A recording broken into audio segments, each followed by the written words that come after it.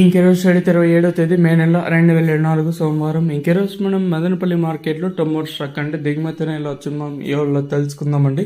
అంటే దిగుమతిని ఎంత పోల్చుకున్నట్టయితే ఎక్కువ వచ్చిందో తక్కువ వచ్చిందో వెయిట్ అండ్ ఇవాళ తెలుసుకుందామండి. తెలుసుకునే ముందు ఇంకా మన ఛానల్ సబ్స్క్రైబ్ చేసుకోలేదు, ఇంకెందుకు ఆలస్యం ప్లీజ్ లైక్ ప్లస్ సబ్స్క్రైబ్ చేసుకోండి. ఇంకా మన ఛానల్ సబ్స్క్రైబ్ చేసుకోకుండా అలాగే ఎవరైనా ఏమైనా చూసా ఉంటే వెంటనే సబ్స్క్రైబ్ చేసుకోండి. అలాగే కొత్తగా మన ఛానల్ ఏమైనా ఫస్ట్ టైం ఎవరైనా చూసా ఉంటే ప్లీజ్ వెంటనే లైక్ ప్లస్ సబ్స్క్రైబ్ చేసుకోండి. ఇంకా ఎడో విషయానికి వస్తే తెలిసిందే కదా, మదనపల్లి మార్కెట్లో సుమారుగా ఒక 29 మండలు ఇంకా 31, 32, 33 ఇలా అయితే ఉన్నాయి. మదనపల్లి మార్కెట్లో కేవలం 26 కిలోల బాక్సులు ఇంకా 27, 28 కిలోల బాక్సులు మాత్రమే ఉంటాయి.